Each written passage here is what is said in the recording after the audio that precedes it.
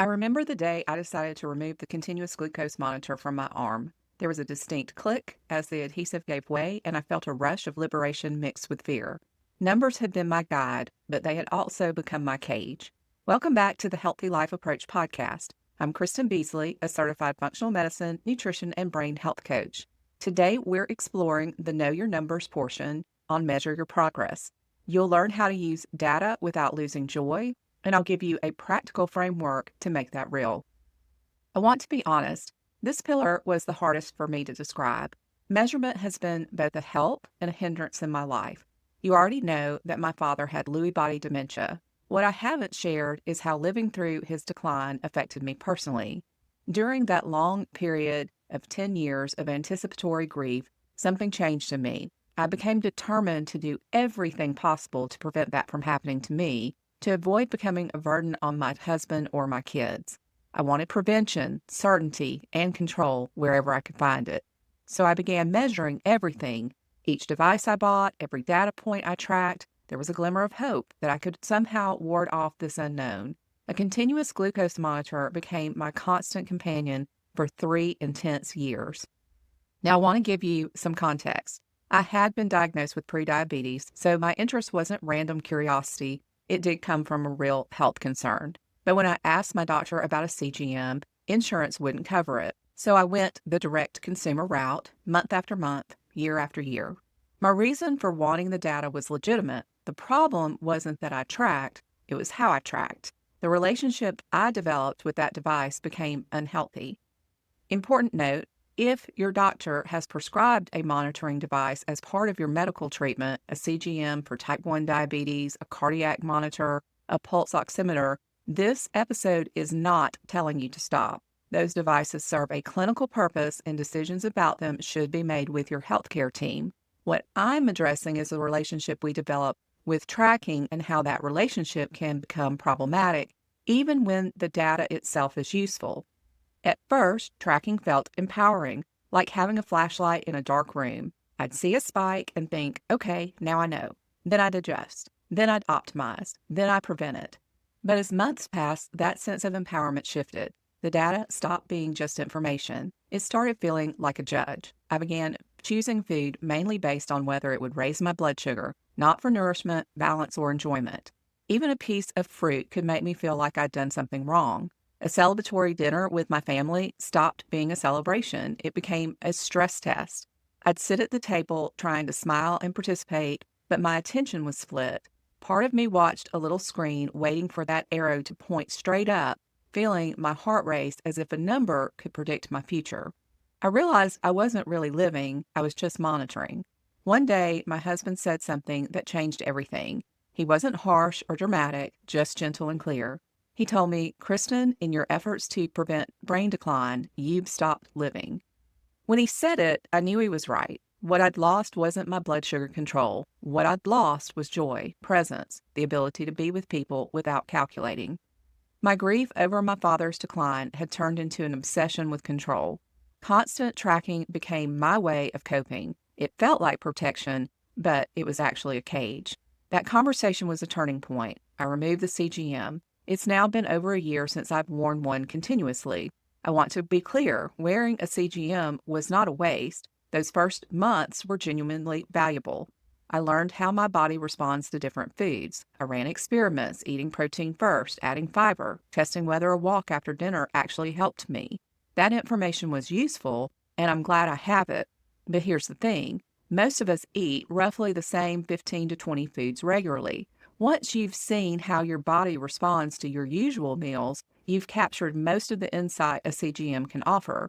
For most people, that takes a month or two, not 3 years. The problem wasn't that I wore it. The problem was that I couldn't stop. Nowadays, I haven't abandoned measurement altogether.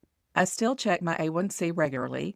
Occasionally, I'll do a finger prick if I'm testing a specific curiosity or new food. I still pay attention, but I'm no longer a prisoner to the numbers. I want to be honest, the urge to track obsessively didn't just disappear. When you develop a habit like that after a trauma, it doesn't go away overnight. Some weeks are easier than others. The urge usually shows up when I feel uncertain. Maybe I ate something I don't usually eat. Maybe I slept poorly. Maybe I'm stressed about something that has nothing to do with my health. And suddenly I want data. I want a number to tell me I'm okay.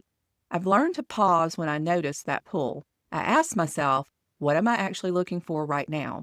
Is it information or is it reassurance? If it's information, like I genuinely want to understand how a new food affects me, then checking might make sense. But if it's reassurance, if I'm looking to a number to calm anxiety that a number can't actually fix, that's my signal to step back. Here's what I do instead. I take a breath. I ask my body directly, how do I feel right now? Not what do I think the data would say, but how do I actually feel? Am I energized or tired, clear or foggy, tense or relaxed? Sometimes the answer is, I feel fine and I was about to let a device tell me otherwise. That's powerful. That's reclaiming trust in yourself. Now, this isn't about ignoring data. It's about remembering that you are the primary source of information about your own body. Devices are translators, but you're the one who speaks the original language. I'm sharing my story so you understand the spirit behind this pillar. I'm not speaking from a distance. I've experienced both sides. Here's a paradox. Data can be incredibly empowering, but it can also become overwhelming. I use a simple mantra: data fuels, obsession fools. On one hand, you can't improve what you don't measure. Biomarkers can catch problems early. Data can help you ask better questions at a doctor's appointment, so information really can be power. But measurement can slide into obsession. The tool meant to support you can become another voice telling you you're failing. And if you're starting to trust numbers more than you trust your own body, you can end up disconnected from yourself in the name of health. So today, we'll focus on finding a middle ground, informed awareness, not anxious optimization. Here's something I learned the hard way. You can't optimize your way out of grief, track your way into certainty, or prevent loss by refusing to live. What you can do is make informed choices, pay attention to what matters, and build trust in yourself, not just in the metrics. Research supports what many people quietly experience. The American Heart Association has studied how wearables affect people monitoring heart-related concerns. You'd think having data would calm people down, but for many, the opposite happens. The device, meant to bring peace, ended up escalating distress. Then there's orthosomnia. That's the obsession with achieving a perfect sleep score. A 2024 study in the Journal of Brain Sciences found that people using sleep trackers felt more anxious about their sleep and reported worse sleep quality, even though their objective sleep, measured in a lab, didn't actually change. They weren't sleeping worse, but they felt like they were because their data trained them to doubt their own experience. It's almost painfully ironic. Worrying about sleep can keep you awake. Stressing about your heart rate can make it go up. Focusing too much on health numbers can create stress that hurts the results you want. If you have felt anxiety about health tracking, it doesn't mean you're weak or doing it wrong. Sometimes anxiety is just part of caring about your body. The goal isn't to shame yourself, it's to notice what's happening and decide what kind of relationship you want with your data. But here's the other side, because this isn't a simple story with one lesson. Sometimes the data catches something your body has learned to ignore. I have a real-time example happening in my own home. My husband recently started wearing an Oura ring. For the first month, his deep sleep never broke 20 minutes. Most nights, it was in the single digits. And every morning, I'd ask how he slept, and he'd say, fine, pretty good, actually. 20 minutes of deep sleep is not fine. Deep sleep is when your brain clears toxins, when your muscles repair, when growth hormone releases. It's the most restorative phase of sleep. But he felt okay because he'd felt that way for so long he didn't know what he was missing. Then one morning he told me he'd slept great, best night in a while. His Oura showed 5 minutes of deep sleep. Let that land for a moment. He felt great. The data said he got almost no restorative sleep. Both things were true, and that's exactly the problem. His body has adjusted to not getting enough deep sleep. He doesn't know what rested actually feels like anymore. He has a sleep study scheduled. We're not guessing anymore. We're asking, what is actually going on? Is there apnea, upper airway resistance, something structural fragmenting his sleep?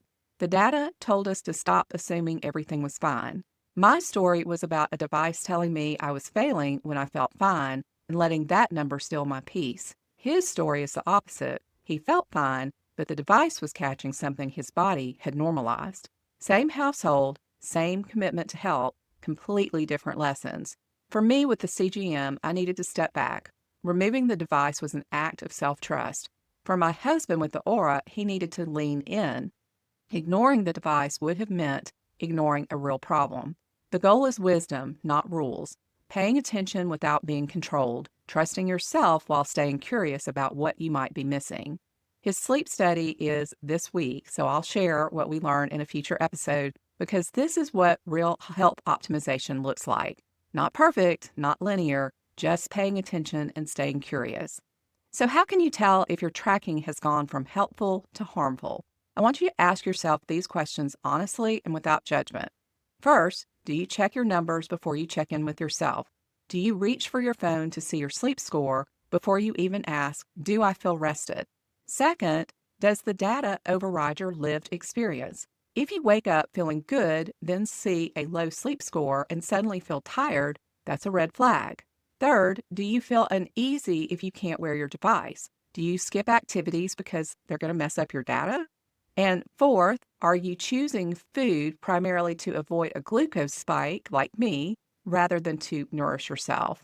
Fifth, are you checking compulsively throughout the day, looking for reassurance that quite never comes? If several of these feel familiar, consider taking a break from tracking, even just for a while. Try a one-day digital detox. Just journal how you feel, notice your body without numbers. I'll be doing a bonus episode on how to take a break from tracking without feeling like you're giving up on your health, so subscribe so that you don't miss it. Here's a question I get asked a lot. What do I do when the data says one thing and my body says another? Here's how I think about it. Short term, trust your body. How you feel right now is real. A sleep score is an algorithm's best guess. It doesn't know if you had an emotional dream or woke up to comfort a child. Your lived experience is data too. Long-term, trust the trends. If you consistently feel exhausted, but your scores look fine, that's worth investigating. But one night of mismatch, that's just noise. Hold both sources of information loosely. Let them inform each other, but never let a number on a screen override what your body is clearly telling you. Think of metrics like building a house. You need a solid foundation before you worry about decor. So tier 1 is your foundation, and that's comprehensive blood work. So if you do nothing else, I want you to focus here. Once or twice a year, get comprehensive labs, not just the basic panel from routine appointments. In my metabolic health episode, I walked through specific markers that matter most for longevity and brain health. Fasting insulin, A1C, inflammation markers like HSCRP, a comprehensive lipid profile including ApoB, and a full thyroid panel. Many women are told that their thyroid is normal based on TSH alone, but a complete panel including T3, T4, and antibodies can give you a fuller picture. If you're experiencing symptoms and your basic labs look fine, it's worth asking your provider about more comprehensive testing. I share these markers so you know what to ask for and what questions to bring to your providers, not so you can diagnose yourself. Interpretation is your doctor's job. You may need to advocate for yourself to get these tests. Many providers don't routinely order fasting insulin, even though it can reveal problems years before your glucose looks abnormal. Here's language that works for me. I'm focused on brain health and metabolic health as I age. Can we add fasting insulin to my panel this year? Simple, direct, and frames it as something you're proactively managing. If your provider pushes back, you have options. Function Health tests over 100 biomarkers. Quest Direct and LabCorp On Demand let you order labs yourself. Note that self-ordering may not be available in all regions and may incur additional cost. Now, Tier 2 are your functional markers that you check occasionally. This is one of my favorite parts because it brings you back to real life. How do you actually function? What can your body do? I think of a woman I'll call Susan in her late 50s who struggled with balance for years. She started doing simple exercises, standing on one foot while brushing her teeth. Within a few months, she could hold her balance for over 30 seconds and noticed real improvements in her confidence. That's the power of functional markers. They connect data to your actual life. Balance. Can you stand on one foot for 10 seconds or 30 seconds? This is a proven predictor of longevity. I want you to check it monthly, not daily. Grip strength is one of the best predictors of overall health and is linked to cognitive outcomes. You can measure it at a doctor's office or with a simple hand dynamometer. Walking speed is a proven marker of biological age. Can you walk a quarter of a mile comfortably? Are you getting slower over time? Functional capacity. Can you get up from the floor without using your hands? Carry groceries? Climb stairs without getting winded? Now, tier 3 is wearable data, which is supplemental awareness. So that's what I want you to think of it as. It's supplemental, it's helpful, but not essential. A 2021 Stanford study found that smartwatch data, like heart rate and skin temperature, can correlate with changes in blood test results. That's promising, but the researchers were clear these signals can flag that something might be off, but they're not enough to diagnose anything. The lead researcher emphasized that smartwatches are not a replacement for a doctor. Wearables can help you notice general movement patterns. They can track trends in sleep duration over weeks or months. Resting heart rate trends can also be helpful. If your baseline is slowly rising over months, it's worth discussing with your provider. But most wearables are not medical-grade devices. A sleep score does not replace a sleep study. Heart rate variability can vary widely depending on timing, stress, alcohol, and illness. Wearable data is best for tracking long-term trends, not micromanaging your day. So I don't want you to think you need expensive tools to take care of your brain. An Oura ring can cost several $100s plus a subscription. A CGM can run $75 to $199 per month. These tools can be useful, but they're not required. Some of the best data you have is already within reach. So let's talk about some of the functional markers. The one-leg balance test, I want you to stand near a wall for safety. Lift 1 foot about 6 inches off the ground. Time how long you can hold it. If you can hold it for 10 seconds, that's the baseline researchers use. 30 seconds is even better. But if you struggle to reach 10 seconds, that's not a failure, it's information. I want you to do this check once a month and practice your balance in the interim. The floor to standing test is looking to see can you get up from the floor without using your hands, a chair, or the wall. This assesses leg strength, core stability, balance, and flexibility in one go. Walking speed. Time yourself walking 20 feet at your normal pace. What matters is whether you're staying steady or slowing down over months and years. Resting heart rate. Sit quietly for 5 minutes. Count your heartbeats for 30 seconds and multiply by 2. Do this once a month at the same time of the day. A resting heart rate between 60 and 80 is typical. Watch for the trend. How do you feel? This one sounds obvious, but it's the metric most people skip. Before you check any device in the morning, ask yourself, how do I feel? Did I sleep well? Do I have energy? Is my mind clear? Just because these aren't numbers doesn't make them any less real. And try this tonight. As you brush your teeth, stand on 1 foot to test your balance. This small experiment turns passive listening into lived experience. So, how do you measure progress without letting measurement become a cage? I use a framework I call the zoom out approach. The closer you zoom in, the more noise you notice. The farther you zoom out, the more truth you see. Daily, I want you to notice how you feel. Before checking any numbers, check in with your body. One question I like is, what did my body whisper today? Whispers require attention. They invite curiosity, not panic. Weekly, if you use a wearable, review your trends just once, not 10 times a day. What was your average sleep? Did you move more or less than usual? Let this be information, not a verdict. Monthly, check your functional markers. Review your balance. Notice whether daily tasks feel easier or harder. Yearly, get your comprehensive blood work. This is where you'll get the most useful information. Review your results with your healthcare provider. When you zoom out, you stop reacting to the daily ups and downs and focus on overall health trends. One bad night of sleep doesn't define your health, but a 3-month pattern might.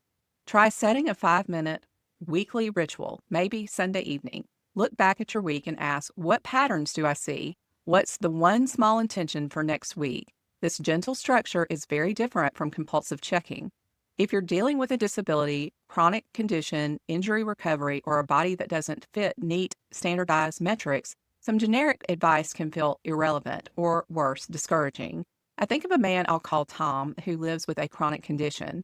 Traditional fitness metrics don't work for him. Step counts felt discouraging. So he created his own measure. How many times could he walk to the end of his street and back without feeling exhausted? Over time, he went from twice to 5 to 10. That's real progress measured in a way that matters for his life. I spent 25 years in rehabilitation services working with people with disabilities. I learned that standardized assessments often miss what matters most for each person. The best measurement asks not, can I hit someone else's benchmark, but what do I need to be able to do in my life? Not what test am I supposed to be able to run, but what can I measure that reflects my function? Your benchmark is you. How are you doing compared with last month, last year?